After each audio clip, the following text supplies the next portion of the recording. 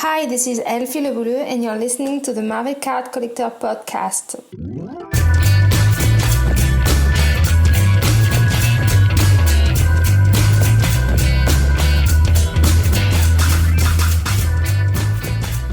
Hello everybody, my name is Ian Taylor and welcome to the Marvel Card Collectors Podcast, brought to you by the Marvel Cards Fan Collective, an awesome community of card collectors and creators and people like you, fine listeners.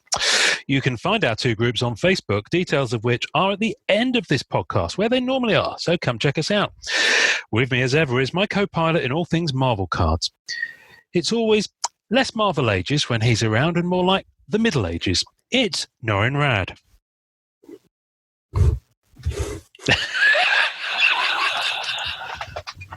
This is where you say something. I have no idea what to say. That's because I'm usually being very, very, very polite about you. And this week, you are, and now you just called me middle-aged. That's no. Now we've changed gears. No. I'm middle-aged. I'm 47, but I didn't say you were middle-aged. I said it's more like the Middle Ages. You know, like Monty Python, like Spamalot, where they're in Knights of Armor. That rabbit scene in Mighty Python is so good. Yes, got it. Okay, I was wondering. I was like, middle age. What is middle age at this point? Like, I'm not even sure. Yeah, middle age is. I think actually middle ages might be slightly later in terms of history than when I've said, but kind of where you'd throw where people, and this wasn't a PC time, but males would throw a buxom wench over their shoulder and retreat to their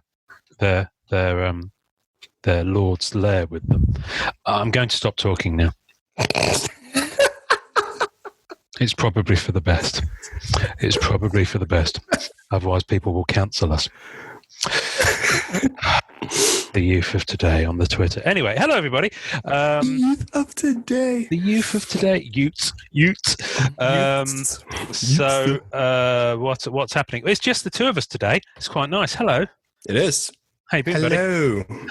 We haven't been able to be intimate and alone, close quarters, and just you and me for a while. We haven't been alone. Starting to feel a little ignored. Well, you know, there's always someone here with us. Recently, not that I'm knocking it. I've had to actually. Oh, it's freaking awesome! As this goes out, let me think. This will probably go out. This will go out the week after. I think this will go out the week after Jen from Upper Deck. So, people heard Jennifer Wu talk about all the exciting stuff. And if you haven't, then you kind of need to stop listening to this week's episode and go back to listen to last week's episode. She was so awesome. She was so marvelous. Awesome. Yeah, she was. She's an absolute delight.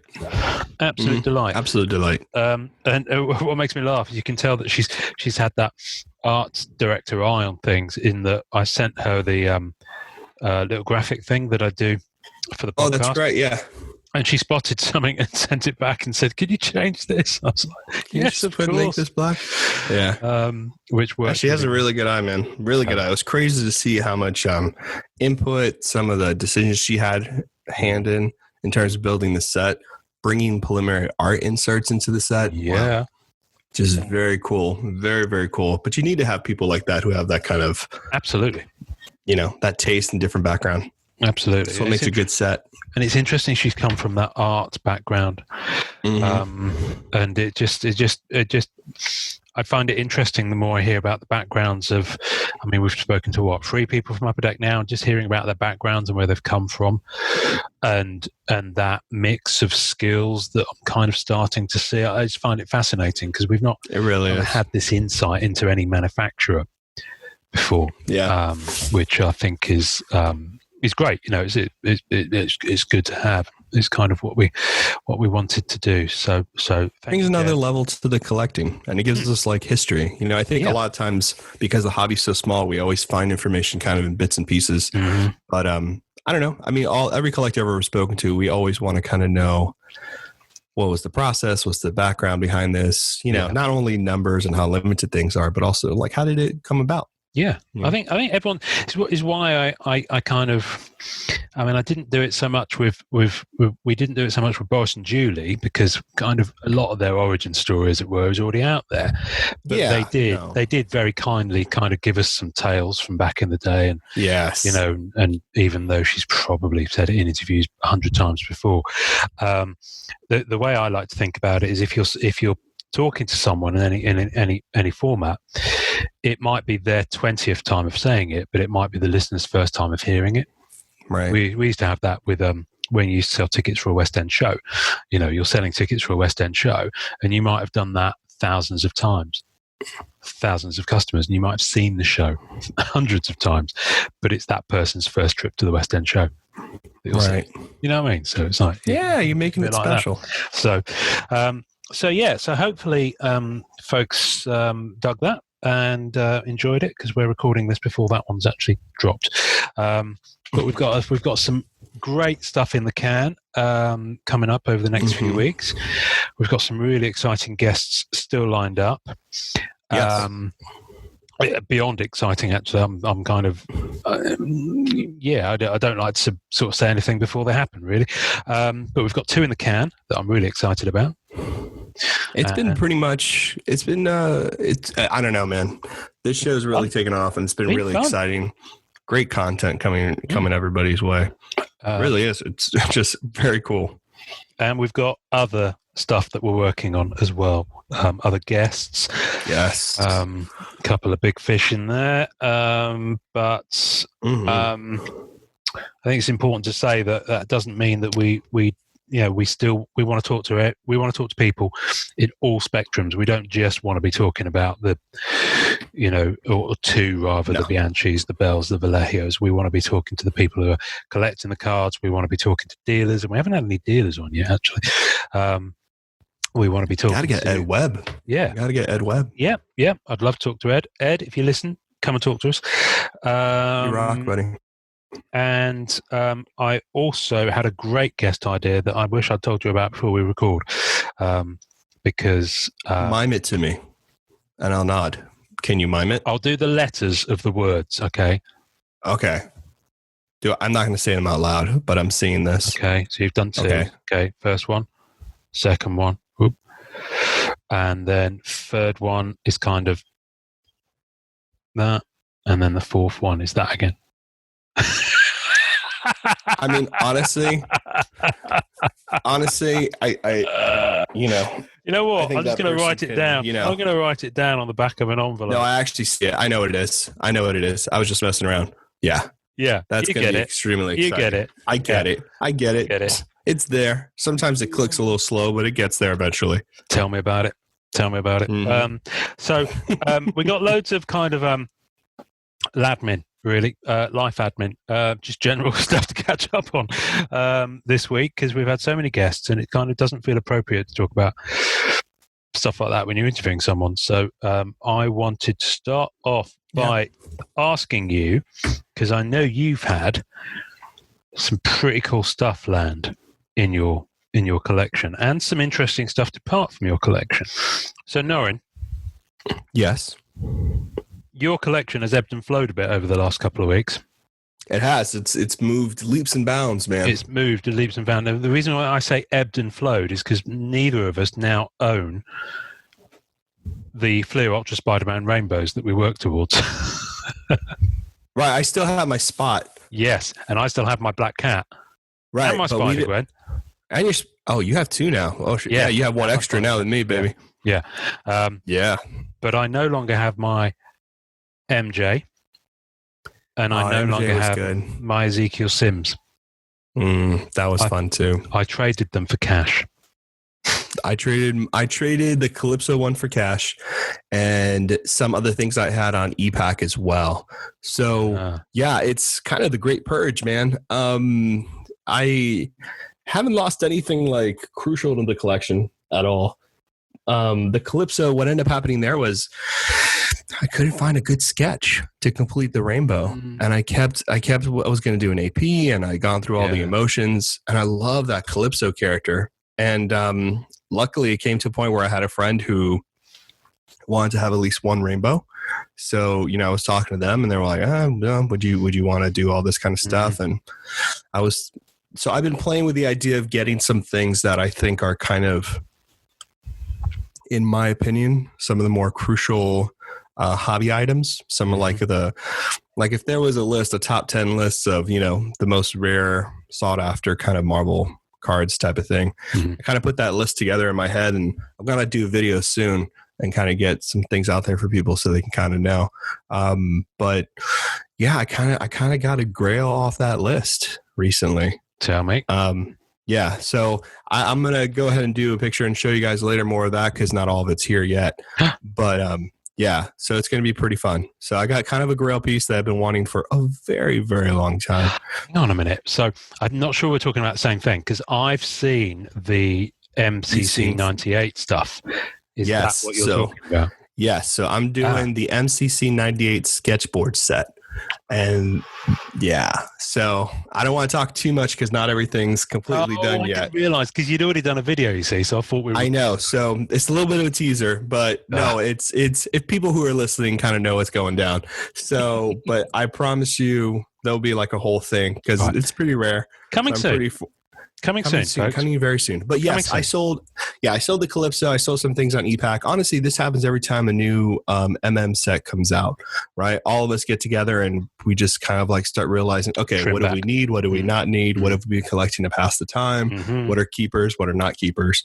And you and I just kind of were like, well, let's get rid of half of what we did, because the rainbows are super fun, but I only need one. And the complete one I have is the Spot, and I love that card. Yeah. To death. So yeah.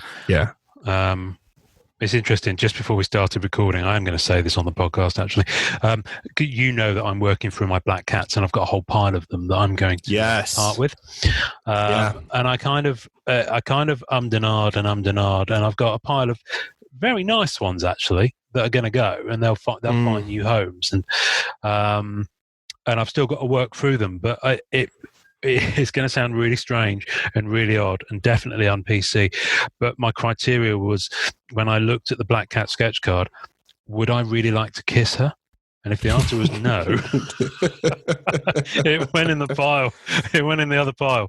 Well, you have that kind of, it's not pinup. It's not pinup taste. But no. It's not. But it's kind of like, you collect a character who's always depicted very sexually and pretty and all this stuff, and very beautifully she's depicted. I've always found her it's not like when she's depicted in the way I like. Yes. Yeah, that makes sense.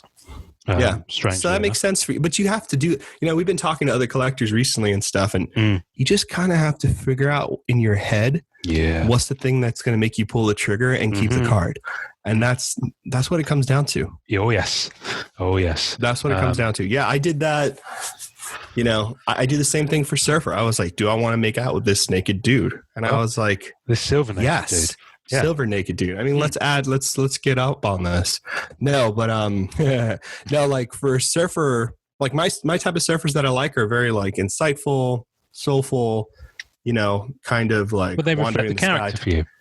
Yeah, it's that aspect to the character. Like once I see the character's personality and it really shines through for me, kind of similar with Black Cat with what you're saying in a way. You know what I mean?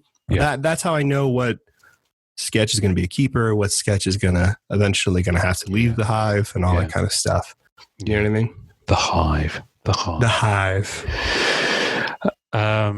I love your Black Cat stuff, man. I've never heard you refer to it as the hive before, because my name on this Zoom thing is Sketch Card Hive for N, because I hadn't changed it, so that's the only reason it came to mind. Yeah, no, it's fun. I've never heard you refer to it as the hive, as an actual thing, as a location, a place where as a location. No. You're the Most queen bee. It's pretty funny.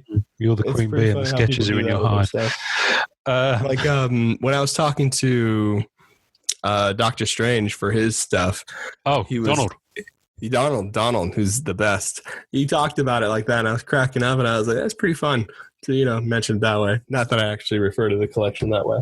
But, I'm just trying to I'm trying right now to be very specific with what I want. Yeah. And be picky. Yeah. Well, and I'm already pretty picky, but I think you have to be, especially when money's tight. You have to be a bit picky about stuff. So yeah. Plus, it makes it fun for the collection, right? It doesn't mean like, I don't know. For me, I don't want to be in a situation where something does come up that I want and I can't get it because I've kind of gone invested on other everywhere else. Yeah. I hear you. I hear what you're saying. I had a fun little mail call, which you haven't seen actually. I did a trade with Matt DeMars. Matthew. Oh, hey. And you remember when we talked to Jamar, Jason Marconet? Or Jamar, is Jamar, now, as he's known on the streets. As of 10 seconds ago, he's now known as Jamar. We'll send out a newsletter so everybody can keep up to date. Yeah, send the memo, all the nicknames. The reason I get this, I had a geography teacher at school who would nickname every child in the class. Oh, God. And this was secondary school, so kind of 12, 13, 14, 15, and he would instantly give you a nickname. Just as okay, and so so I tend to do that. Is weird. Yeah, it is weird, but it's become part of my personality trait as well, which is why it's just to give everybody a nickname. Which is why Pankit, I made it in my head. I go Panky Pank, which is I love Pankit immensely. I love him dearly, but he's the best. Cringes with embarrassment and revulsion whenever I say that. So apologies, Pankit, if you do. Anyway, so when we were talking to Jamar, we were talking about the Doctor Strange set on EPAX. Yes, and we were looking through the different inserts, and do you remember seeing those astral projections, which were see-through cards, but they had comic art depictions of characters, not original comic art, but taken from. And he got one in a Walmart mystery box. Oh wow, lucky! And well, especially so. I'll tell you why in a moment. Take a look at that, Damon Hellstrom. It's the nicest Aztec card I've ever seen because it's thin. Wow, that's clean. But it's really clean. The colours are really vibrant on it. It's crystal clear as well. Wow, I actually really like that. It's really nice. I mean, obviously the back is just what it is, but yeah, it really pops. I love it. I really dig it. That's really, really cool. So I am going to be getting the rest of these. There are a fair chunk of them. There's over 30 of them, I think. Really? Wow. Yeah, there's a lot of them, and they're pretty scarce on EPAX. Now, I found out why that is, and this kind of relates to what we're going to talk about in a moment, Marvel Ages, which has hot packs. And hot packs is something we haven't really seen Upper Deck do. No, we haven't. Rittenhouse kind of used to do it a little bit with their archive boxes and things like that. But hot pack, I got to get an FF box, an FFA box. Yeah, I saw one on eBay when I was scrolling through actually, and I didn't think the price was too bad. They're not bad. I mean, they're not bad at all. I'd like to get a hold of one eventually. That seller had. Anyway, but. Do you remember me saying that Doctor Strange set, because it's one of the earlier MCU ones that I think they did on the EPAC platform, there's a few things that happen with it that are different to sets that have come out since. So, for example, when you do when you do an achievement card for some of the subsets in the Doctor Strange set, rather than the cards that you got to get that achievement going to redeemed, because you've already redeemed them for the achievement, you lose the cards. Which is really annoying, and it's the only set. It is really annoying. Yeah, because since then, the sets since don't do that, and it's actually it really, really gets on my tits. Pardon my French. That you acquire 15 physical cards, and there's an achievement for acquiring those physical cards, and then you lose the 15 cards. It's just. Yeah. It feels like they've been stolen from me. And it is at odds with everything. I mean, the exception is the Fleer Ultra Spider-Man, where obviously you get 100 of the physical base cards, but you're going to lose them because you are combining them. The general rule of thumb on EPAC is when you combine, you lose what you combine. I can see your cat, by the way. And when you redeem, they're marked as redeemed, and you get whatever you redeem them for, but you get to keep. Oh, what a good difference. That's the general rule of thumb. That. Okay. All right. Except with that Doctor Strange set. But the other thing that Doctor Strange set, and I never realised this until I saw it on the EPAX forum, that Doctor Strange set, the astral projections, they come in single packs. As in, you get a single pack of Doctor Strange, which is a cheap product anyway. And instead of having 5 cards in it, because the single packs of Doctor Strange usually have 3 or 4 digital cards and 1 physical card. So 1 insert of some kind. Be it so the daily free pack can have a hot pack, which would be one of those. No. It's not daily free pack. This is the ones you buy. Because the daily free pack, you just get a single digital. That's it. But the ones you buy, the Doctor Strange ones you buy, I think they're only about $3 or $4. They're not that much. You get 5 cards, 3 or 4 of which are digital, and you will get either behind the lens, or you'll get a coloured parallel, physical coloured parallel, or if you're lucky, you'll get an auto or a relic card. Okay, but I was wondering why I'd not been getting any of these. Apparently, interesting. And I'm not sure what the ratio is. You can get packs that have 6 cards in, and they're all different astral projections. So they're astral projections hot packs. Wow. And yeah, it's absolutely bonkers. And there's no rhyme or reason to it as to when they go, because obviously it's a hot, you might, it's as random as anything else. You're going to have to sacrifice something to the EPAC gods, because that sounds really cool. Yeah, that is how you get them. You can only get them on EPAC. And you can, actually, it turns out you can get them in Marvel warm-up mystery boxes. Right. Now. So that doesn't come in the physical Doctor Strange boxes? I don't believe so. I think it's an EPAC exclusive. Wow. So anyway, there's a fun little thing. Astral projections inserts from the Doctor Strange release from Upper Deck on EPAC are hot packs. You get 6 in a pack. All astral projections, all different ones. Someone's going hunting later. I can see it in their eyes. Crazy. Anyway, I really dig them. I like them. I've no idea. Wow. I mean, there's only, when I look on the trading platform, there's maybe 30 to 35 of each. So I've no idea what the value is on ComC, but I wouldn't say they're massively scarce. It's just that when you get them, you might. See, I like that though about EPAC in a way, right? Yeah. Discovering kind of inserts that just kind of hit the ground and not really causing too much of a stir, but are really nice pieces. So thank you, Matt. Thank you for that. And of course, you had a purchase on eBay UK, which I've got here, but I don't know where it is, of some bizarre little UK release stickers. Yes, that's so you've right. got a Silver Surfer, and you've got a bizarre removal tattoo as well, which I'm sure you'll show off when it lands. Yes. I went through those, and there was a single black cat sticker in there as well, which I'll show you now. Good. So this is Marvel Heroes, which is a 2008 release in the UK. It's by a company called Hot Shots. Mm-hmm. Hot Shots Europe. Based in Barcelona, in Spain. Barcelona. It's also got an Australian Hot Shots office. I've never heard of these people. It's a pretty small sticker. It's probably 1 inch by 2 inches. Whoa! And there's the black cat, which is might be Terry Dodson artwork. That looks really cool. It's nice, and it's like I said, it's small. It is a little bit creased because they're very thin, so you can see that one's got a crease in the middle there. Are all of them like that?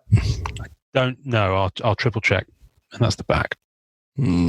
So let me have. You want to know if your surfer's like that, don't you? So let's. No. There's no rush to that. That's okay. Let's do this live on air. No, you don't have to. Me. I know I don't have to. There's a lot of things I don't have to. Let me have a look. Easy. How dare you? Surfer. Yeah, it's not creased. It has got a wave to it, but I think that's because of the fact that it's very thin. So Wave's fine. That's one of them anyway. There's several different designs of your surfer. I got 3 in there, something like that. You have 1 there. Can't find the others. That's 2. That's 2. You've got 2 at least. Yeah, that one's fine. I can see it's fine. I don't have to take it out. Anyway, that's fine. You don't have to take it out.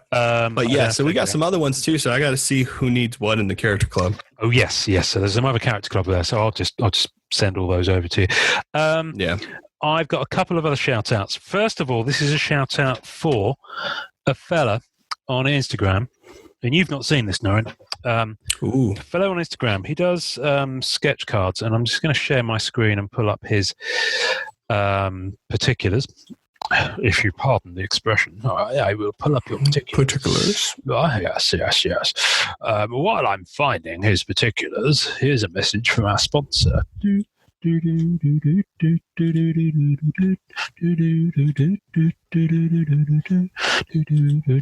Right. So he goes. He's still there.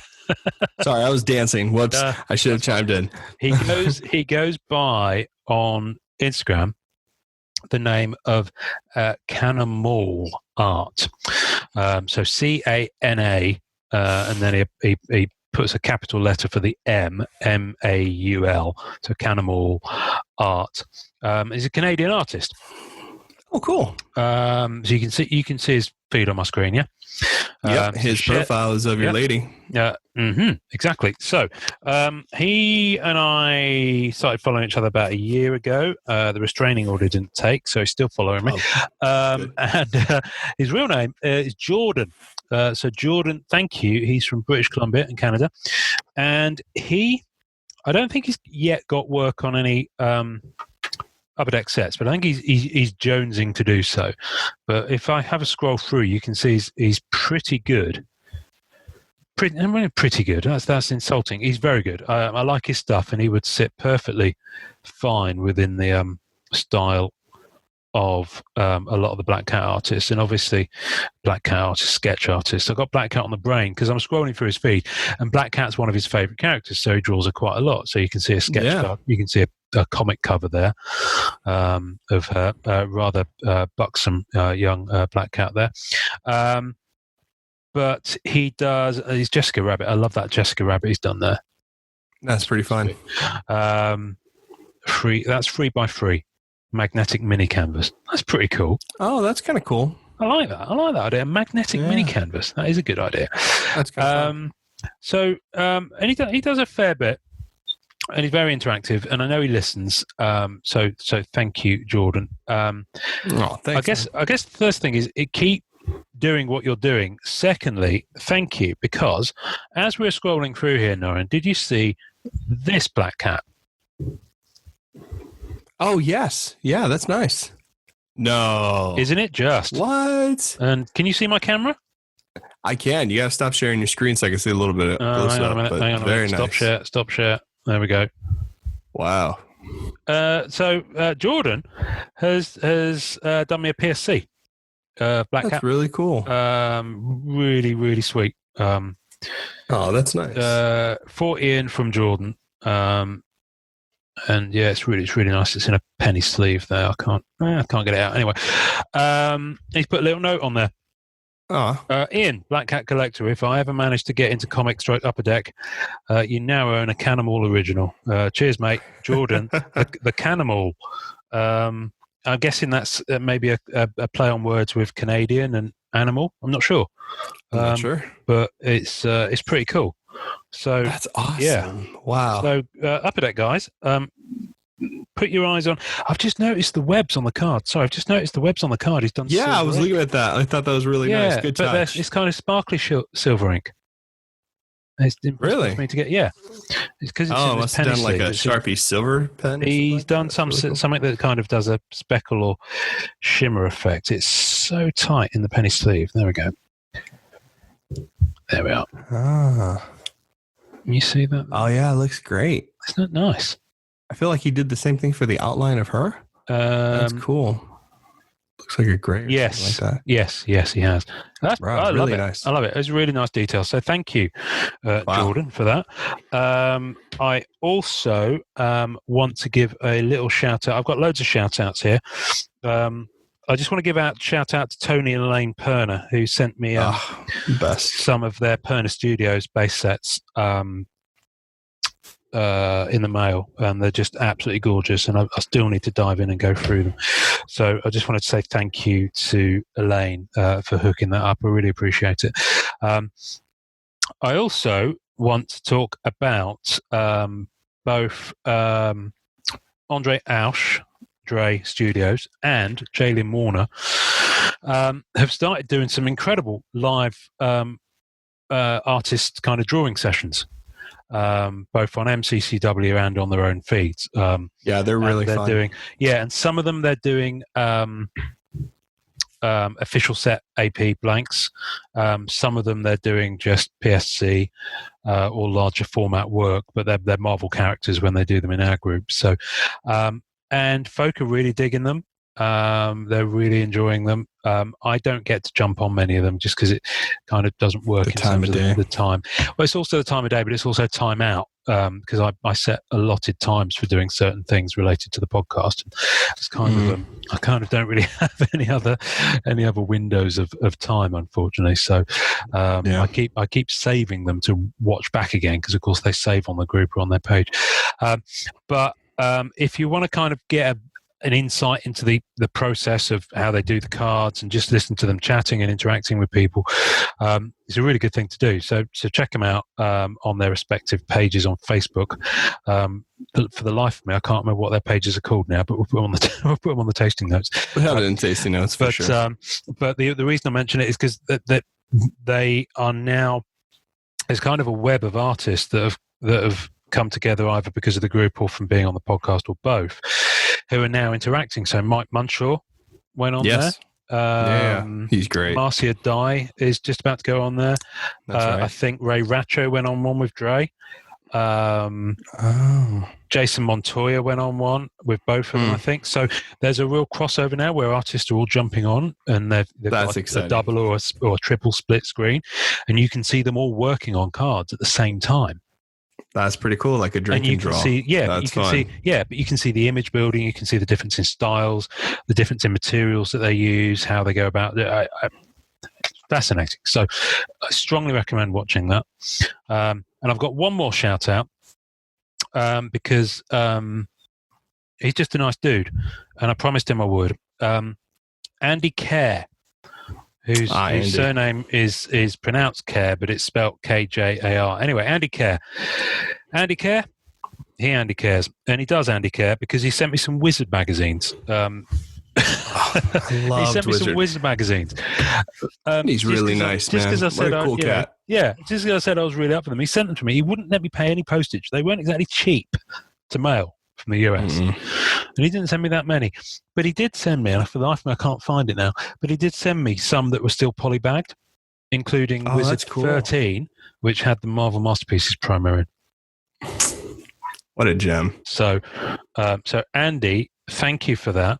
A lot of people think that I'm anti-DC. I'm not anti-DC. I just prefer Marvel. So, I'll set up 2 Marvel groups. No, it's never been anti-anything. Yeah. I'm not anti-DC at all. I absolutely love DC movies. Like Man of Steel is one of my favorite movies of the last 10 years. And I cry every time I watch it, which probably sounds really soft. Batman v Superman, I absolutely love. I'm yet to watch Wonder Woman, and I really love Justice League, and I'm jonesing for the Zack Snyder cut. I'm really looking forward to it. I love DCU. DC, is it DCCU or DCU? I don't know. Disney Comics Cinematic Universe. Anyway, I love the DC movies. Always have. Yeah.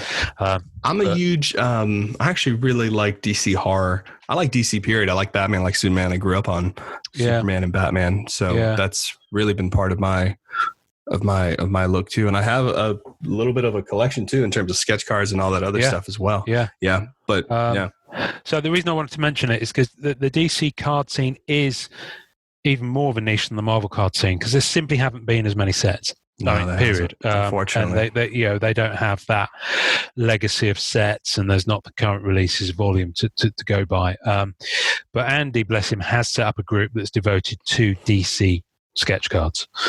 He's done great too. That group's really been kicking. So I promised him I'd give him a shout out for that group, and I'll put a link to that. So if you like a lot of the artists that we talk to and have just mentioned also work on DC stuff, also work on other properties. So go and have a look at the work, and a lot of it is in Andy's DC sketch card community. So and for those sketch cards, you're looking at DC Legacy, you're looking at DC Universe. I mean, there's quite a bunch of that were done by Rittenhouse, and all the artists from there either being on the show, coming on the show. So there is a lot of overlap. But please check out his group. He's a really great guy, great moderator, great group admin. Absolutely. absolutely. Really cool guy too, and has a lot of knowledge on DC. He's got a massive sketch collection, full stop. I mean, he's a beast. It's just phenomenal. Beast. I mean, thousands of sketches. He posts mail calls that are like 50, 60 cards deep, and he does it almost every week. He shares tons of really good pictures of his collection too. I mean, the guy is deeply enthusiastic. Workhorse, man. Deeply enthusiastic, very sweet guy. So, Andy Kerr, you certainly do. We have a voicemail, Norrin. Oh, that's exciting. We haven't had a voicemail in a while. Yeah, to be fair, we had it about a month ago, so the guy's probably gone off and forgotten about it. It's not a name I recognise as well, so I'm not sure, unless he listens, I'm not sure how we're supposed to get back to him, because you don't get any contact details when someone leaves you a voicemail. So I guess the first thing is, we've stopped mentioning it because people weren't really leaving us voicemails, but you can leave us voicemails. We would like people to leave us voicemails. We would like it because it's a nice audio thing that you can drop into the show, and it's fun. What other way can you leave a voicemail for a podcast? It's pretty cool. No, there's really no way of doing that. So it's on every single tasting notes we put out. Anchor.fm/MCCP/messages. I think I've done that off the top of my head, but it sounds right. I think it sounds pretty good to me. It does sound pretty good. So I'm going to, we'll just go with it. It's probably why people haven't left us many, because we keep getting the links wrong. Let me find this voicemail and then I'll play it. Now, the challenging thing about this voicemail, I will say, is that for various reasons, and we've had this before, which might be why people don't leave them for us, is the sound quality on it is a bit choppy. But we'll go in. So without further ado, Jesse Hernandez. Hello, my name is Jesse Hernandez, and I have a question about, I am going to be purchasing an unopened box of a 1994 Marvel Fleer Ultra X-Men set, 36 packs, hasn't been tampered with, so it's legit. I'm going to sleeve them up in the binder, but thing is, I want to know the price of how much each card is worth. Can't find anything on it. I can't find it anywhere online. Each card's price is just too... it's crazy. Would you guys know anything on how I can find out how much each one of my Marvel comic cards are worth before I buy this whole box? So, great question. It is a great question. It is a great question. Given the time frame, I don't know if the opportunity to buy that box has been and gone. So if it has, but I think it's good to talk about. Yeah, I think it's good to talk about. Especially, look, you do get the urge to open up those '90s boxes, and that does come around. You think, well, instead of buying a complete set, why don't I have the experience of buying a box and making a set? Right. I think a few things that are pretty important factors to weigh in here is that, one, you have to know how the box is stored.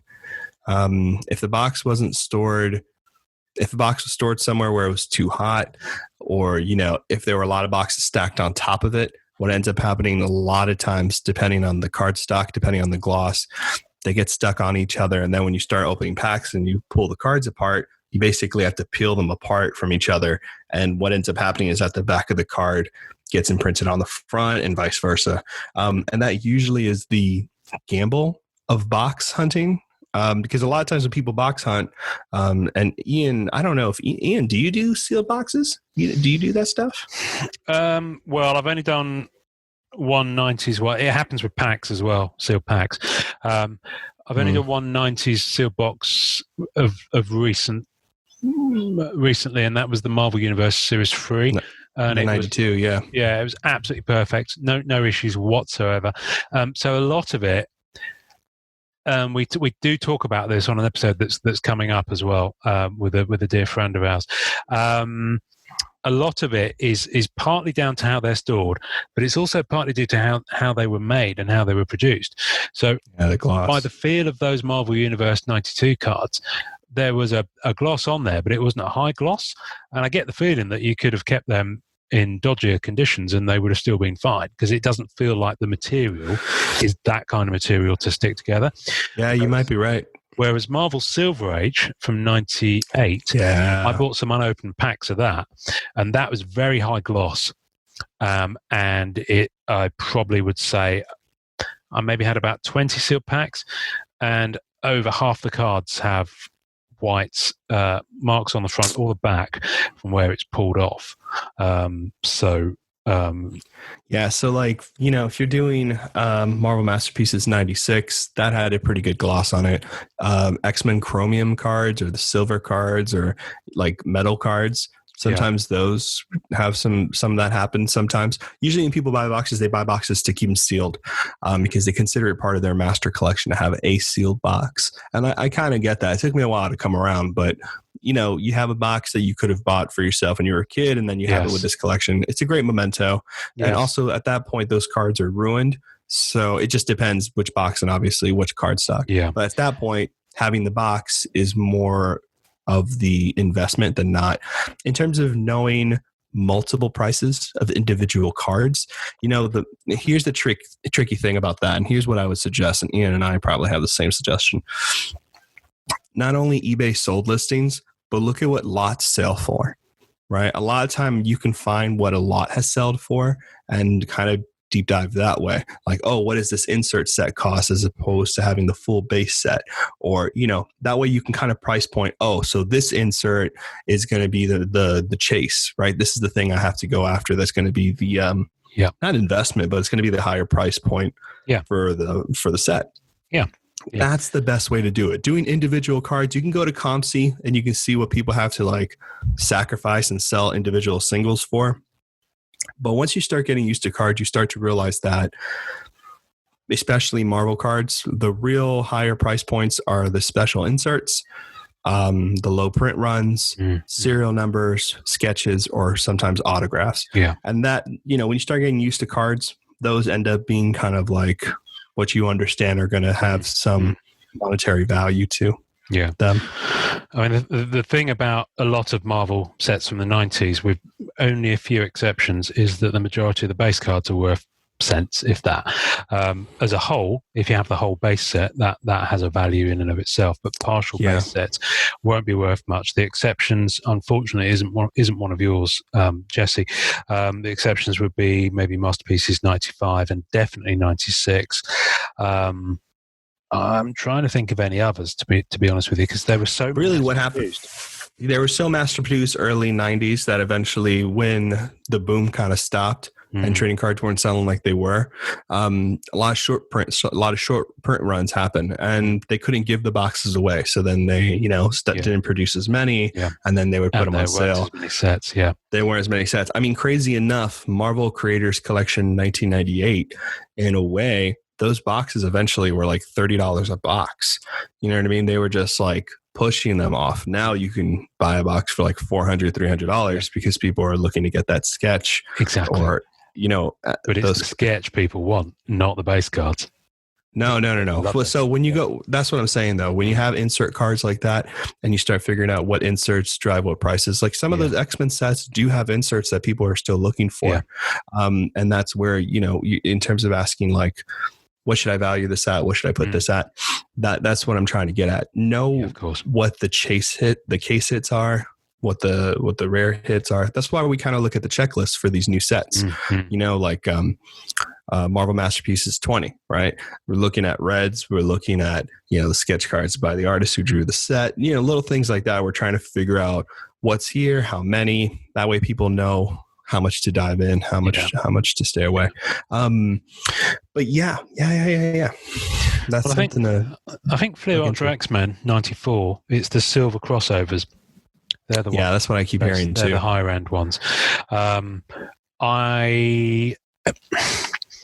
honestly, I think there are several store versions. I think there's different versions possibly of that set between different stores. Like Walmart, there might be a different version for Walmart than there was for somewhere else. But honestly, the best place to go and look at it is to look at Jeff Allen's House of Checklists. Go and have a look at that. Look up the set. Look and see what's out there, the different versions. Then cross-check it with eBay. I guess my last question would be, you're buying the box and you want to open it and you want to put it in sleeves, but you're only going to buy the box based on what the values are. That feels alien to me. That's not where I approach collecting. It might be how other people approach collecting, but for me, I'd buy the box because I wanted the cards. I wanted that set. I think it depends, right? Yeah.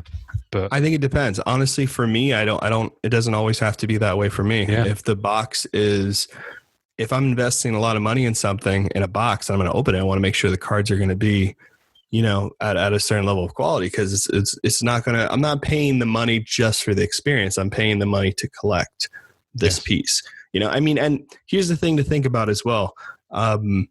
Lately I've been thinking a lot more about grading. I've been thinking about grading more and more. And are you looking at these 90s cards and seeing them being overproduced as they are and how people hold them in the collections? Not a lot of them are gem mint. Some pretty much, some come pretty clean, usually. But to get gem mint 10, it's not easy to do that. The population in terms of how many cards that are graded at that level are not that many. So in my opinion, if you're looking at those 90 sets, you want to have the nostalgia, you want to do all that stuff, put some money aside, start saving, buy yourself a box like Ian's saying, enjoy the experience, all that kind of stuff, and then start hunting graded cards. That's kind of where I'm at with the Surfer collection at this point. I'm like, yeah, this is really fun, but if I want to archive this and have this kind of hold a particular, not necessarily a value, but a condition status, which will help value in the future. Yeah. Not like I'm selling it. I know I'm in the minority here. Like in my mind, before I buy something, I'm kind of like, am I buying this? Am I going to enjoy it? Am I going to keep it? Am I going to store it? Am I going to, what are the different things that make me happy? And it's more of a personal experience. You really just have to kind of, unfortunately, go through a couple of products a little bit before you can figure out what those decisions are. Like we're talking about sketch cards and like what Ian's doing with Black Cat, what people do with their collections when they start fine tuning them. Yeah. I mean, ultimately, Jesse, what's it worth to you? If it's something you really dig, you like the look of the artwork on the box, if you've had a Google and you've seen some of the artwork that's going to be inside, and if you're really digging it and that's got a value for you, emotionally or otherwise, then go for it. Drop us a note, let us know how you got on. Apologies for taking so long to answer your message.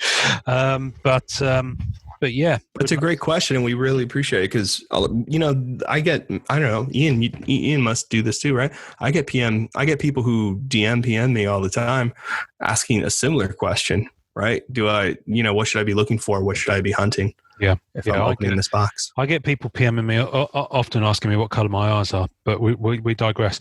It's a deep blue. A never-ending, eternal deep blue. A sea of tranquility. Beautiful. As an aside, you mentioned graded cards. Did I see you post another graded card that you just received on your Instagram, or am I? Yeah. I did. Lalandra from X-Men Series 1. Jim Lee art. Oh, yes. I was trying to figure out because I couldn't quite see all the card in the image. She's silver. I mean, it's just necessary at this point. Fair enough. Now, I've always liked Cable's arm. I know, just the arm though. Yeah, that's what I'm going to make a cutout, like a serial killer cutout thing, and just do a little collage of Cable's beautiful silver arm. Yeah, that's not creepy. What are you talking about? Yeah. Huh? Do you see it in the background? It's my wallpaper for my actual room. Cable's a nice guy. He's armless. I don't know. I can't vouch for that. His arm is very nice though, but his arm is lovely. No, I really love. That's twice I've dropped the that Jim Lee artwork, man. That Jim Lee artwork you're sicko. That Jim Lee artwork is really nice, man. It's really nice, and that's a great card set. It is. So it is. Yeah, I was like, let me get one card. I've got one of those sets. I've got one of those X-Men sets. I think it's the one with right? I think I've got. Awesome. I think it's the one with the Danger Room. I've got. Which one's that? Yes, that's the one. That's the Jim Lee set. Yeah. Yeah. Okay. He did a few things with X-Men cards and Jim Lee, but when we were talking to Ken, hello Ken, from Skybox, right? He was talking about the X-Men set, and he was saying that it was kind of that set where they were like, okay, how do we bring cards into the forefront? Who do we get to do this? Who do we do this? And that's kind of like the beginnings of where the Masterpieces idea started coming in, because it's 91, I believe it is. And they were like, well, let's get the guy who draws X-Men the best at the time, which was Lee, and still Lee. Aim for the top. Aim for the top. Why settle for anything less? And they did. And Jim Lee did all those pieces. And you can see those original art cards, the original art for that set here and there on Heritage and other places on Comic Art Fans. Oh, yeah. Have you ever looked at them? They're freaking gorgeous. No, I don't. I don't tend to go down that rabbit hole because I know. Smart. Stay away. Yeah. Basically, he did them 11 by 17, and there are 2 cards on there, 2 different characters, and also their headshot, which is on the back of the card. And that's all on one page. So like different pairings too, like Gambit and Jubilee, or Rogue and Wolverine, or Psylocke and Wolverine. I forget what the pairings are. Yeah. But they're all ink, and they're gorgeous pieces. Gorgeous. I mean, expensive, $3,000-$4,000. Wow. That was going to be my next question, actually. So yeah, no, they're expensive. Otherwise I would buy one, but I don't have that deep of a pocket. Who does? Well, actually, plus all the money I waste on Cable's arm. I mean, I'm strapped. You know what I mean? It's tough going for me. Yeah. Right. Before we're starting to run off the road slightly, I'm going to talk about our intro artist before I melt, because it is ridiculously hot up in here. She's amazing. It's even getting hotter. And now we're looking in the loft. We're getting hotter because we're talking about Elfie Lebouleux, French artist, beautiful name, who I've loved her work for best part of 10 years now, ever since I discovered her on Axebone's.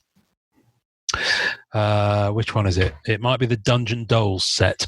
Axebone did a number of self-published kind of pin-up sets, I think is the best way to describe them. Oh, cool. This one was called Treasure Chests and Booty.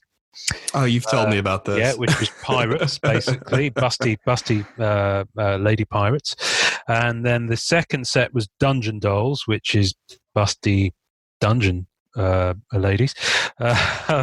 He went on to do a number of others. I'm starting to see a theme here, Ian. Yeah, there's definitely a theme. Anyway, Elfie has done work for Upper Deck, Tops, Rittenhouse, Fivefinity, and more. And she's still putting out some fine quality stuff. So I'm just scrolling through her feed. I love the way, and she predominantly draws female characters. Occasionally she goes and does something absolutely bonkers like this creature of Black Lagoon. Love that. A lady in his arms. So she can definitely mix it up. Vintage movies, horror. I was looking at the hashtag she's got going on. She does a great Buffy. She does a good Harrison Ford. She did a great Punisher. Yeah. And there as well, and a great Joker. Super. I mean, she really can do it all. She's one of my favorites, to be honest. Yeah. She's got the likenesses though. When she steps outside of her, she's got a style of drawing female characters, but when she steps onto the more photo reference stuff, it's absolutely flawless. I mean, I'm looking Princess Bride. I'm looking at Inigo Montoya from Princess Bride, and it's one of her 6 fan arts. Do you remember we talked about 6? Yes. April. So this is one of those. Right. Here's another one. It's a black and white Heisenberg from Breaking Bad. Oh, cool. That's just wonderful. I love it. And she's also some of my Inspector Gadget. I know. I love it. And that's Paul Hill. I asked for that one as well, which makes sense. Oh, really? That makes total sense. I think my favorite thing I've seen recently from her is classic fairy tales too. Yes, the Perna. I believe Perna, right? Yes, that's right. Yeah, that's right. They do such good work over there, and she draws for them, and she has this Snow White, and it's just Snow White surrounded by all the dwarfs. Yeah. And all the dwarfs are making their unique faces for, their dwarf, their personalities that they're given. Yep. And Snow White's in color and everybody else is in this bluish gray. I mean, just conceptually, she has such a talent compositionally, but conceptually, she's able to like bring these characters to life in such a small space and make their personalities extremely vibrant. Like Pinocchio is here as well, who's sleeping, and Jimmy Cricket, and then the fairy princess is above him. And I mean, the work is just iconic. I'm absolutely in love with it. Absolutely in love with it. Did you see the recent 3 sketches at the top? Your girl's in there, Black Cat. I did, yes. So I've gone down the rabbit hole as I always do. I see you. I see where you're at. I'm on the Walking Dead stuff at the moment, which is just wonderful. It's really great. There's a Buffy and Angel there, which I love. Gillian Anderson. You just go on. There's Electra there. I love that Electra. I love the way she does the eyes. Nice. I really think her eye work is superb. There's just so much character. There's just some dogs here. What's this? What set is this? Canine. It's a Fivefinity one, and it's cute. Canine Persuasion. There's an actual set. I love Canine Persuasion from Fivefinity. Who knew? Who knew this was a thing? And there's me thinking that Marvel Meowsterpieces won't be such a crazy idea after all. Because if this exists, then you can bet Marvel Meowsterpieces will be able to. Marvel Meowsterpieces. Oh god, that's fun. It's going to happen. It's just wonderful. Elfie, thank you. I've got a number of her pieces that are definitely NSFW, and they're from the Dungeon Dolls set. In fact, I probably own from the Dungeon Dolls set about 10 sketches of hers. I just went after them, including an AP, and they're all by her. And I'm just going to hold the page up, Norrin, so that you can see it. Stop sharing the screen. I think I've shown you these before. Oh, you have. Oh, they look so good. Middle Thatcher. Yeah, I will have to. I gotta get her to do like a Frankie Way Nova. I gotta figure something out with her. Aren't they awesome? They're just brilliant. They're awesome. This is the Dungeon Dolls set that the backing's really cool. Yeah, it's proper. In the same way that the guys over at Perna Studios do. It's proper, set branded stock. I love the work they do. I really do. And it's really cool. But no, she did me an AP as well, which is here. And that's got gold glitter ink on it, which you can just see. Look at that. I love it when artists do the mixed media. Sorry, I don't think it's mixed media, but the different effects. It's just my webcam is just rubbish. It just really is poor. And glitter is coming off that into the thing. So I need to get. But let me just quickly show you. Yes. Cats. I have a cat by her. In fact, I have 2 cats. Oh, really? I didn't know that. I've got a PSC. That I think I snaffled up off eBay because I follow her as a seller on eBay, but I've also got a set card by her, which I'm now going to spend the next half an hour of the podcast finding. So I probably should have got this sorted out beforehand. Can I find it for the life of me? Can I? No, I can't. So you know what? We'll just have to put that in the tasting notes and people can just imagine. No, here it is. I've got 2. Dangerous Divas Season 2. Here we go. We're on a roller coaster. Dangerous Divas Season 2. Oh, wow. And yes, I would very much like to kiss that black cat. Very cool piece. So that one's staying in the collection. And then there's another one from Dangerous Divas Season 2. Oh, I like that one a lot. This is lovely. Damn, you're a beast, man. She signs them really well on the back as well. So I love her signature also. That matters so much to me. Yeah. I don't know what it is. Yeah, well, she does Elfie on the front, and then on the back she always writes her name in full in caps. Smart. So it's completely not vague at all as to who's done the card. And even if she didn't sign it, you could be able to tell. You'd be able to tell her style. So Elfie, thank you. Mile away. Merci beaucoup, mon ami. And Elfie, thank you so much. This was so awesome looking at your work. So much fun. As per my my latest Facebook thing, because I'm friends with her on Facebook. She's on holiday at Mont Blanc in France at the moment. So, cool. Bon vacances. So I want to talk about new Upper Deck releases. first of all, shall we just quickly talk about Cyber? Yes, we can. Because you opened up a pack. Now, I did. Marvel Cyber is, or was rather, released on ePack the week just gone. So it'll be a couple of weeks by the time you listen to this, folks. And it is a set that was originally designed, as my understanding goes, to be released at San Diego Comic-Con. So, yes, yeah. On the pack, it says convention exclusive. Yeah. So, yeah. So what Upper Deck have done for the last couple of years is at their booth at San Diego Comic-Con, they've had packs, which has effectively got an entire set in it. So last year was an Upper Deck Gallery themed set, and it had 17 cards with different art from Upper Deck Gallery. And that was it. I mean, you effectively bought the pack and you get a master set. That's it. Previous year, they did an MCU set, which was every movie up until and including Infinity War. So the movie poster from each movie. And they're really cool. I've got them here somewhere. And again, you bought it and it was a whole thing. And I think they sold them on their booth for $10. So immediately they're on eBay for $30. But I like the SDCC promos, so I snaffled them up straight away in both cases. So of course this year with Comic-Con not happening, my guess is that they probably put them into production, or at the very least had a very close call as to whether they put them into production, and they did decide to produce them. But instead of selling them at San Diego Comic-Con, they've put them onto ePack. Yeah. And as a limited product, it's only, well, they say only, so it's 3,000 packs.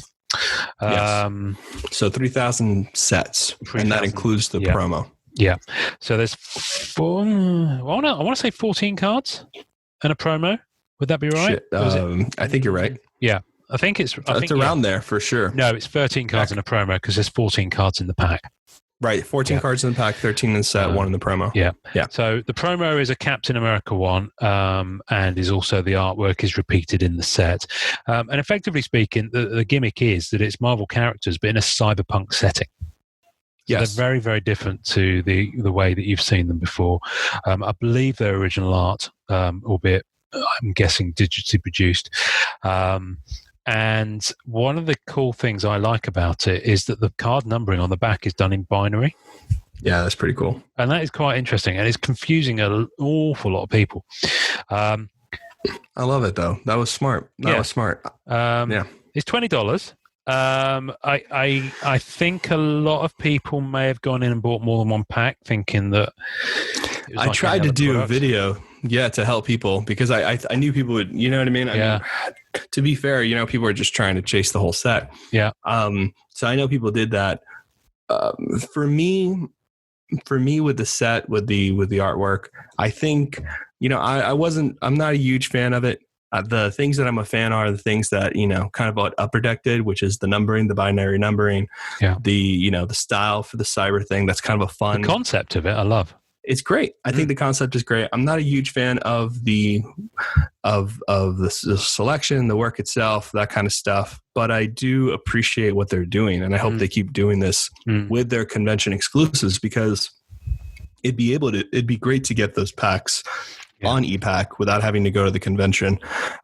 Maybe they can do a rare card if you go to the convention just to give people a reason to stop by the booth. Possibly. I actually think.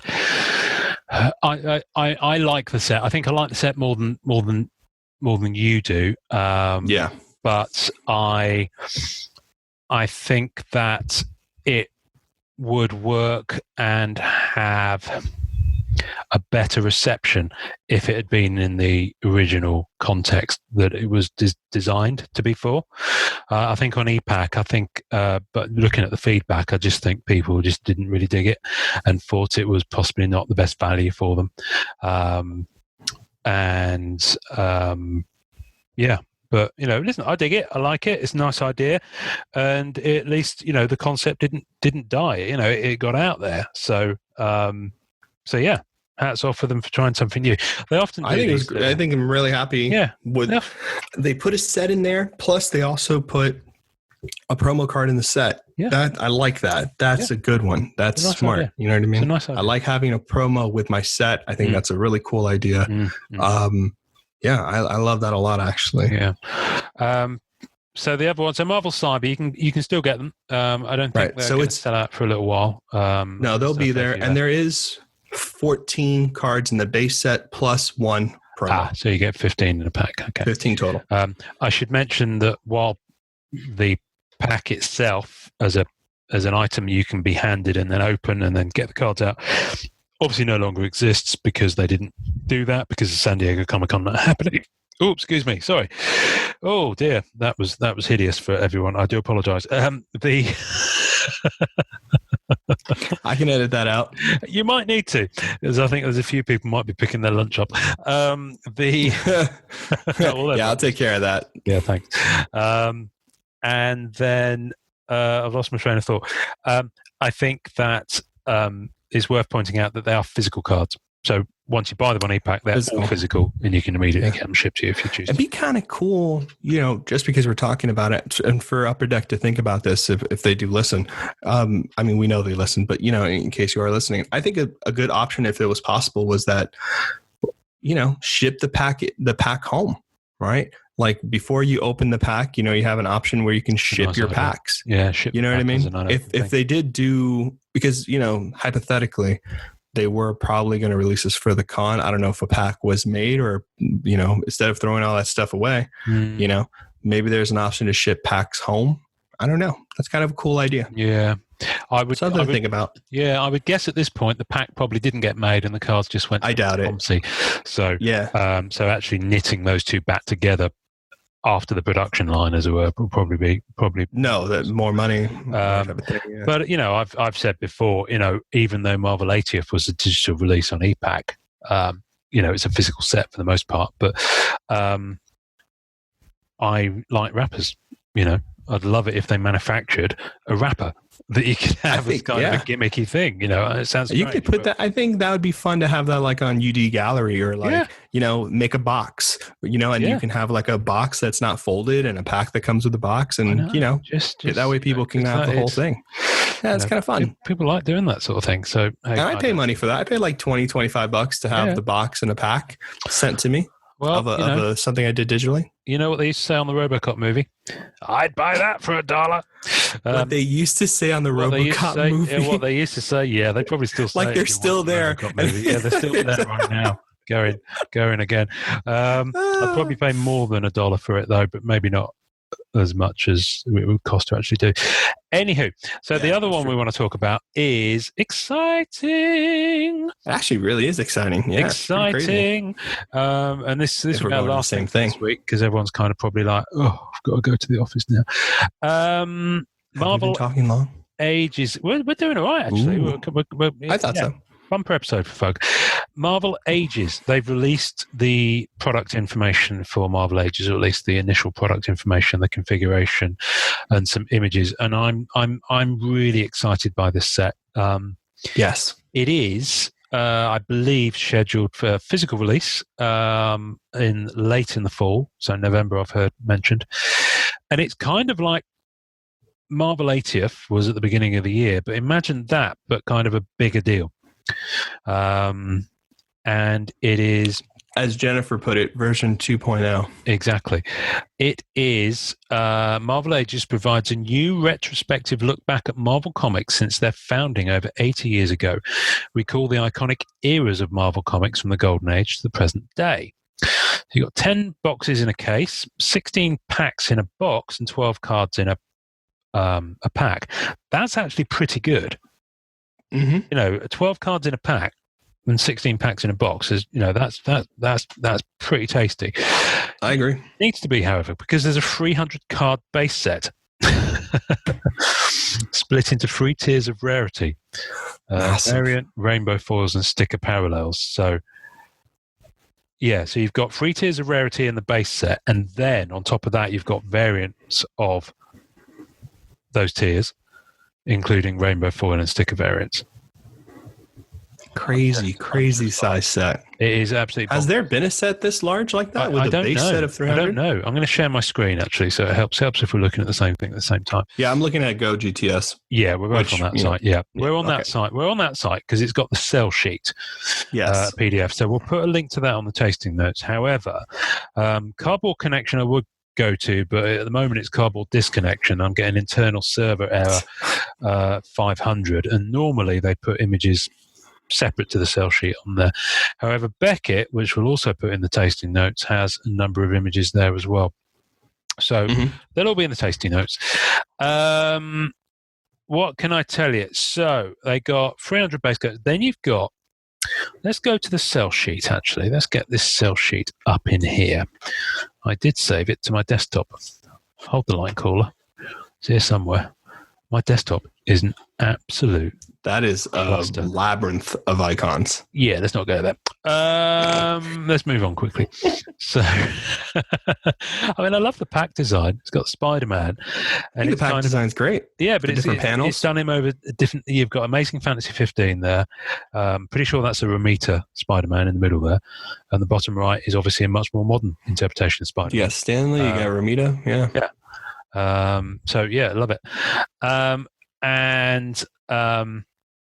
Recall iconic heroes of Marvel Comics. Here we go. So they've done this slightly out of order in terms of they've done the really uber top end stuff first on the they didn't want to mess around. We'll come back to those. So the ages cards discover numbered cards focusing on 4 significant ages of Marvel Comics: golden, silver, copper, and bronze. I'm pretty sure bronze comes before copper in that, but maybe not. Anyway, look for silver and golden age cards embedded with precious metals. So yeah, they're burying the lead up front. Wow. And these are incredible. Golden age and silver age metal relics. And the one for golden age they're showing us is an issue, Captain America Comics number 9 from December 1st, 1941. In the card is a 1 gram bar of gold. Let's just let that sink in for a moment. There is gold in the card. Now the image, the one they've shown us is numbered 8 of 10. So I don't know if there's only 10 cards full stop with gold in, or there's 10 of that particular Captain America Comics number 9 gold in, and then there are other golden age metal relics. The silver age one is Avengers it says Tales of Suspense 57, but that is actually Avengers 58. Yeah, that comic is actually Avengers 58 there. So must just be a tax error or something. Yeah, well, it does say all images subject to change, design subject to change. And that's got a 1 gram bar of silver in the card. So, and that's numbered to 15. So, yeah, I love that. I think it's a really cool idea. I love this, man. That's going to drive people nuts. Yeah, people are going to go for that pretty hard. So I think that's really cool. I would. It looks beautiful. Yeah. I love the layout of that too. It's really cool. I wouldn't go for all of them. I'd be happy to own one of the Silver Age ones on the Spidey kind of spectrum of things. Yeah, that would do me. I wouldn't necessarily go for the Golden Age ones, but I don't know. I mean, I'm definitely gonna get a box so we can open it up. Yeah, absolutely. Show and stuff. You know what I mean? I would love.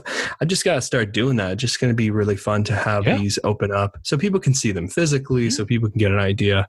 I just think it'd be smart for us to do. So we've all talked about the 300 card clay coat base set. So I think that's designed to make it feel old. It's like the Topps Heritage stock that they do on the Star Wars. Yeah, so that brown kind of backing. You saw this in Marvel 80s with the parallel retro set. That's right. Yeah. Just to give people a point of reference. Then you've got something called translucent. Wait, hold on. Wait. There is also in the 300 base set, you got to look for photo variants. Oh, photo variants. Rainbow foil. Didn't say that. Rainbow foil and sticker parallels. Right. So on the Go GTS website, it just said variants. They'd lost the word photo. Interesting. Okay. Wow. That's really cool. That's massive. This set is a massive set. Cat is going to be in there and it's going to hurt. You know Cat's going to be in there. I don't think Surfer's in here. Even though it's like 300 card. I don't know how you avoid the Surfer for that long. If he's off the license, he's off the license. I can't do it. Yeah, who knows? Yeah. Fresnel cards. and Yes. everyone will say this Fresnel, but it is. I would bet my cat that it is Fresnel because I worked in theatre lighting and there's a Fresnel lens. Translucent Fresnel cards, so they look like they're going to be acetate.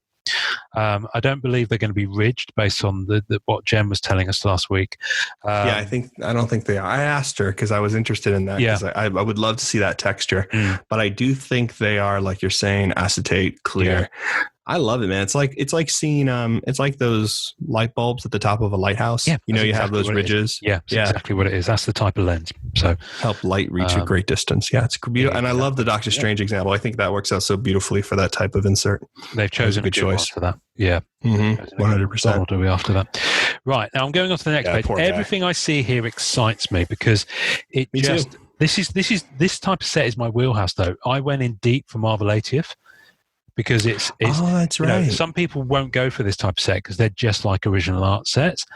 This type of set that I love both. To be fair, I collect anything that moves, but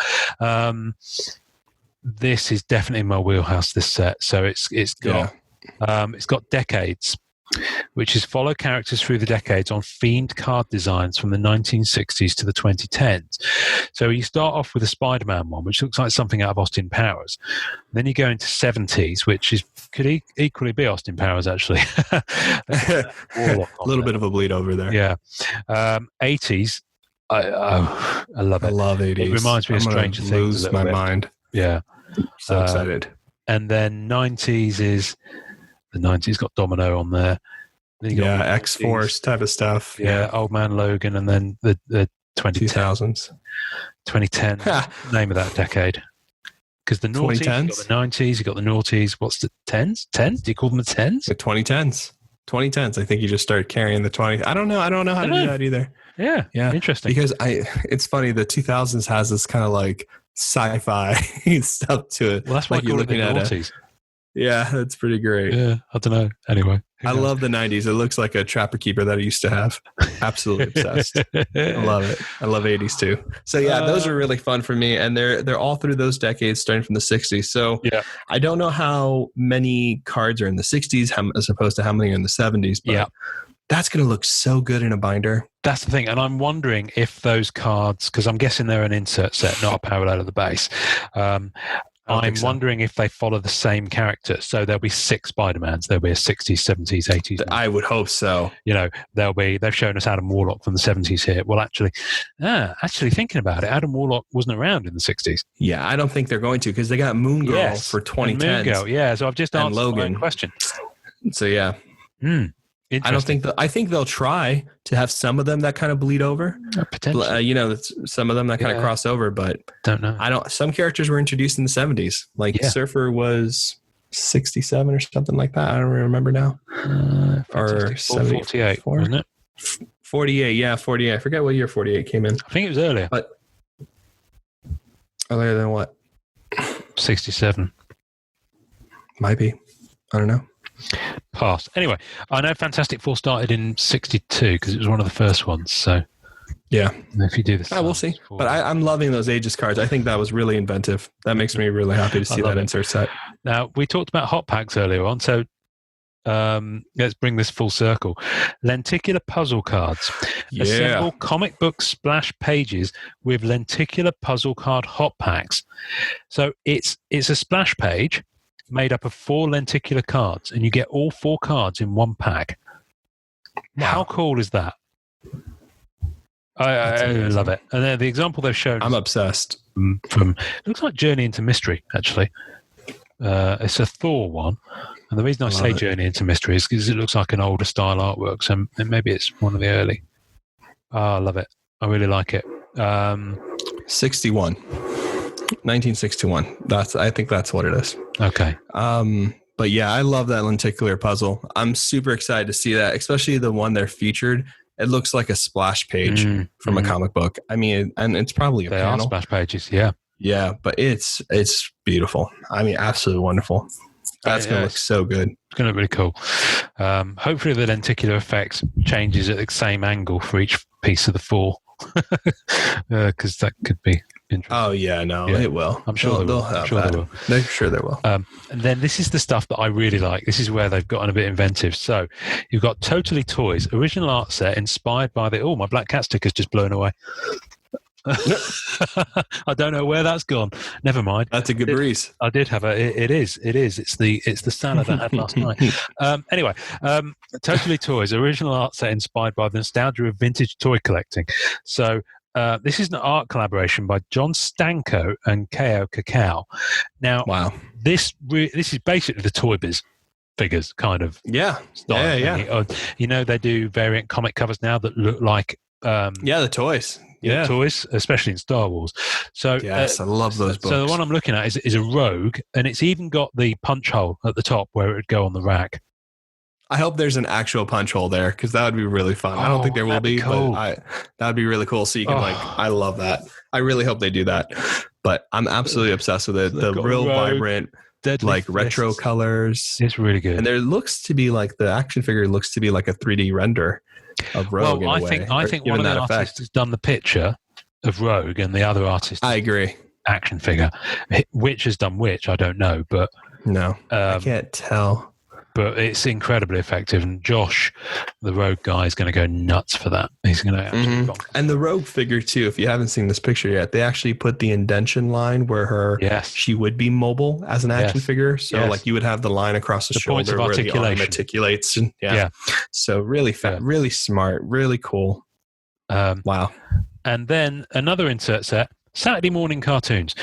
Norrin, do you recall the excitement of tuning into Saturday morning cartoons? Oh, you have no idea. Oh, so do I. Original art insert by artist Tom Morgan. Featuring favourite Marvel teams. And so it's done as if it was an advert for a Saturday morning cartoon. And one of the original artists for 1990 Marvel Universe too is Tom Morgan. Yes. Like he's been doing cards for, I mean, he's a famous comic book artist, but he has had a history with cards for a very long time. And these absolutely look phenomenally fun. I love it. I can't wait. I can't wait. Oh, look, they put the time. Saturday, 8/7 Central. That's hilarious. Yes. That's really fun. It's really, really funny. Now, these are a bit divisive for people. Some people love them. Some people really don't like them because they're not keen on the manufactured kind of inserts. I personally really dig them. Coinage cards. Turn back in time with comic book coinage cards. Each card features coins from the year each comic book was published, and the coins add up to the original retail pricing in the shops. So this is from Iron Man 1 from May 1968. So each of those coins is from 1968, and you have a dime, 10 cents, and then 2 pennies. So that adds up to 12 cents, which is what the cover price would have been on the comic. I love it. I think I do have 2 questions. I love it. I love the design. The design also is a bunch of coins stacked on each other and then inverted to give that kind of effect. Like the coins are stacked and you're seeing the top of the mound of coins that are there. Ian, I wonder, the comic book panel they're featuring there, is that like a comic cut? Or is that just a picture? Has to be just a picture, right? Yeah, it's just a picture. Okay. They did the same on Strange Change from the Doctor Strange set. That's right. You showed me. That's right. And Fleer Ultra Spider-Man. Although Fleer Ultra Spider-Man, they're nice, but I'm not massively keen on the overall design of the card, Fleer Ultra Spider-Man, because they've done them with and without signatures on Fleer Ultra Spider-Man. The ones with signatures work better. The ones without, it's just kind of a bit too much empty space. That makes sense. So yeah. No, it does. I still dig them. I really like them. But these look nice. I just love the overall design of the card that frames the coins. I think it's a really strong design. I think every insert across Marvel Ages is really strong. Yeah.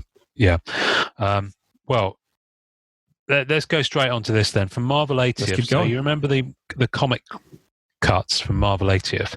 That's right. These are very much on that same wheelhouse. In fact, the design is virtually identical, I would say. I think so.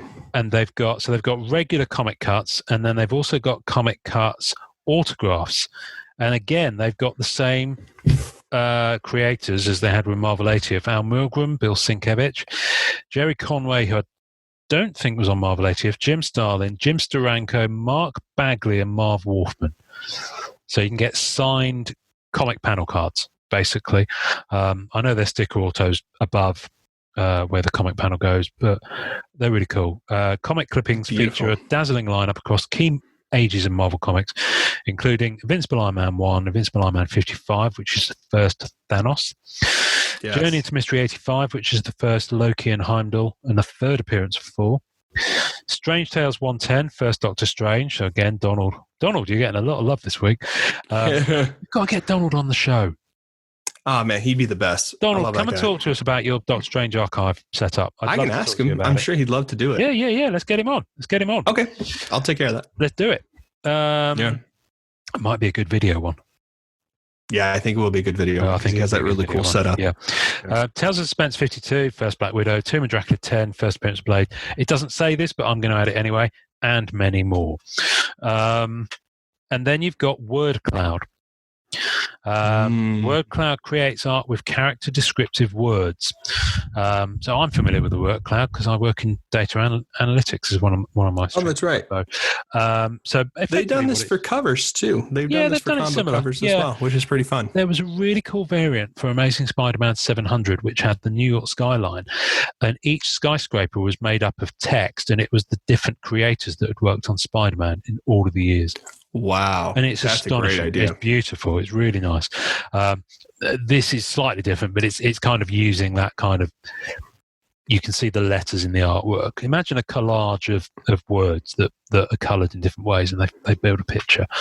You can go and have a look at it on the tasting notes. I like it.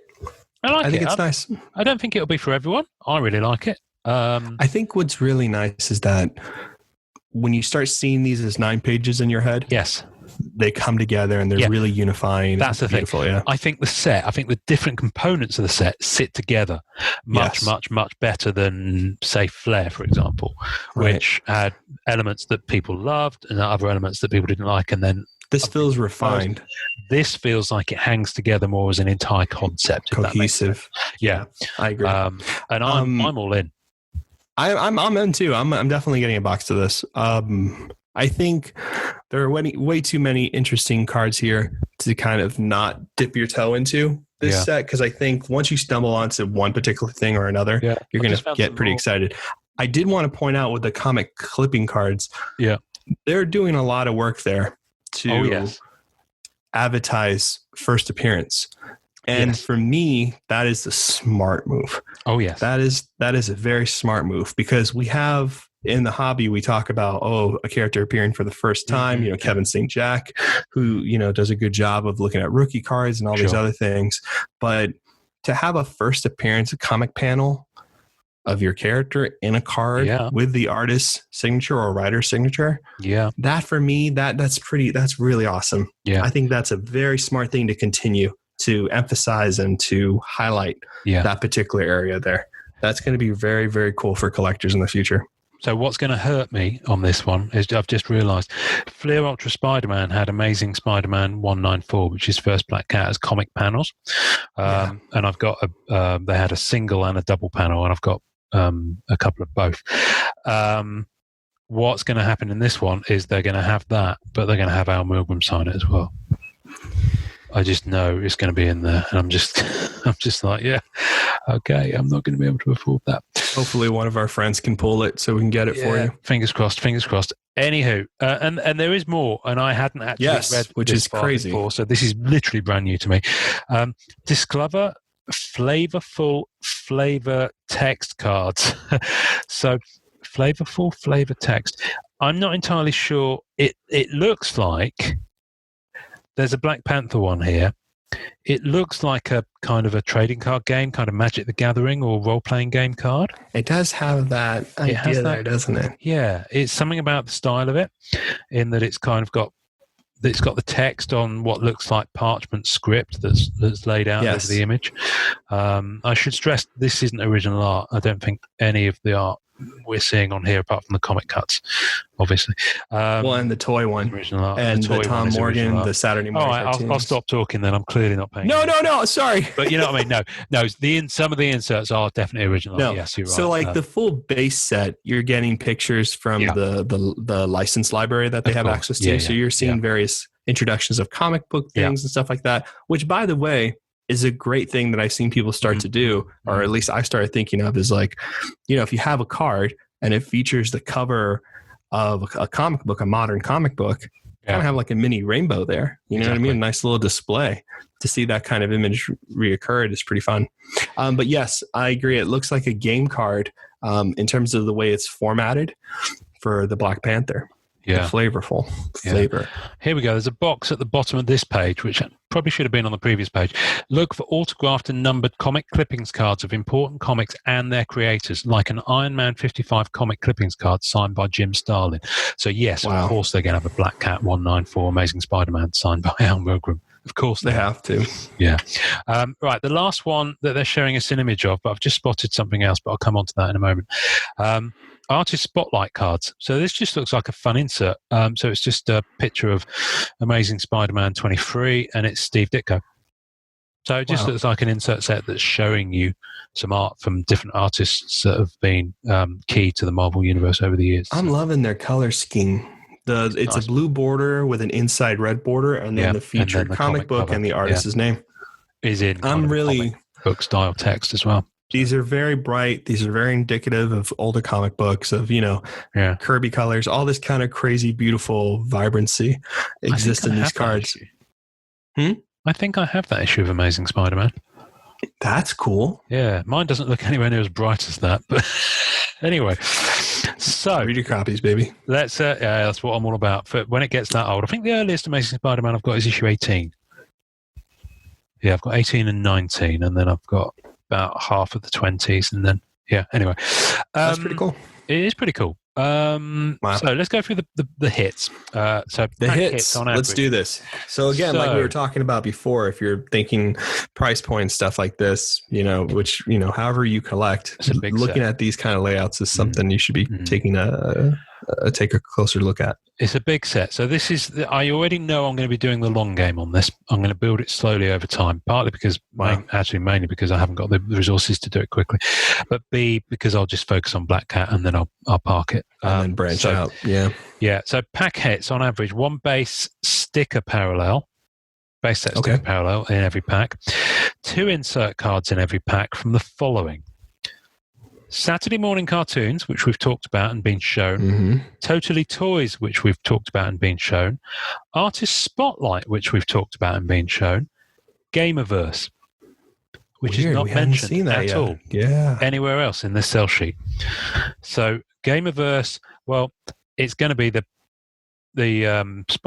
my reference for that is Spider-Man PS4. Because there's the Gamerverse version of Black Cat and the Gamerverse version of Spider-Man.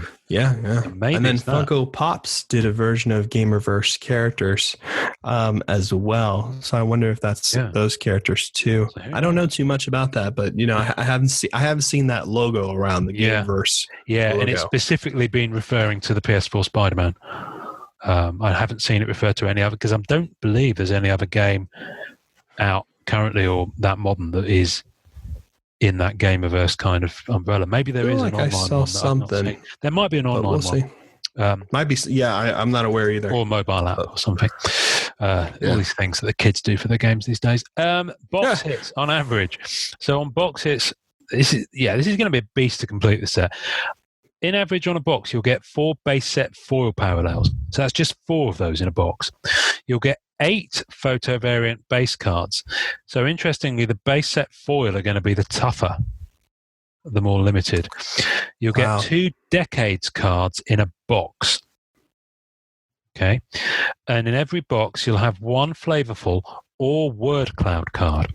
And underneath it says, look for SP and SSP versions. So the flavorful and word cloud are going to go tiered. SP and SSP, at least those. Interesting. Case hits on average. Sorry. So before we get to the case hits, the Gameverse thing does refer to Avengers as well. Just so people know. Is there an Avengers? We'll see like a little bit of a console game, or is it? It must be a mobile game. Must be a mobile. I don't know. I see action figures. I see pops. I see a game for it. I see. So basically, they're different looks for these characters we're all familiar with. Yeah. And, like, World of Champions, I think is the other Gameverse. Oh, okay. Yeah, of course. Yeah. Yeah. That's right. I forgot about that one. Okay. Yeah. Sorry. So case hits. Case hits. Now, this is the interesting thing. Case hits on average, bearing in mind it's 10 boxes a case, 1 to 2 artist sketch cards per case. So this is 1 to 2. So there's only at least, so you can only expect 1 because this is 1 to 2. So you might just get 1 per case. So the sketches are going to be pretty scarce, I guess. You know, they're limited, very limited. Extremely. There's 1 to 2 coinage or comic clippings cards per case. There are 3 Fresnel cards per case. But this is the bit that excites me. There's 10 lenticular puzzle packs per case. It doesn't promise 1 per box, but there are 10 boxes in a case. So you could, in theory, puzzle get packs. You could, in theory, get 1 puzzle pack in every box in that case, or you could end up with 3 puzzle packs in 1 box. Fascinating. Who knows? But that's cool. I really like that. I like the way they've laid out this set. I think it's a massive set. I think this is going to keep people pretty busy on EPAC. Long time. Pretty busy trying to do this. I wonder how big those achievements are going to be. Usually with the larger sets to complete like this, the achievements are pretty crazy. It's going to be a beast. Anyway, listen. Marvel Ages will take ages, I think, is the upshot. Is the tagline for this sucker. They will. There we go. There we go, guys at Abideck. You can have that for free. There you go. And I really love the box art as well. I like the box art. I love the pack the most. Yeah. I think I'm obsessed with that pack. That's really it's the Captain American Wolverine on the box. Just I know, it's really pretty. Yeah. So I mean, we might get like 3 or 4 different versions of packs. Then, who knows? Yeah, cool. they could do. Like in the old days. Like in the old days, that'd be nice. So I like that. I liked it when they do that. That's always really fun to see the future. I'm really looking forward to this. Lose his mind. Yeah, I think all the character collectors are going to lose their mind on this one, except for maybe one.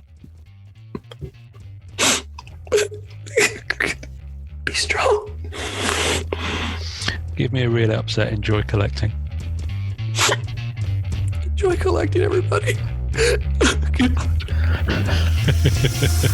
Thanks for listening to the Marvel Card Collectors Podcast. Visuals and tasting notes for each episode can be found on our Facebook page.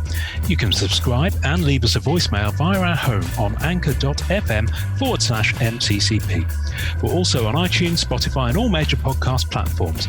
Please take a second to subscribe, like, and review our show wherever you get your podcasts. Our podcast can be found by Googling at the MCC Pod, which will also find us on Facebook, Twitter, YouTube, and Instagram. Our Facebook community is at MCCW, Marvel Card Collectors Worldwide, and MMC, Marvel Masterpieces Collectors. The great music we use is called Rocket Power by Kevin MacLeod. Thanks to the collectors, artists, and creators who support the Marvel Cards Fan Collective. We'll see you next time, and remember, it's a small hobby but a fun one. Make mine Marvel and enjoy collecting.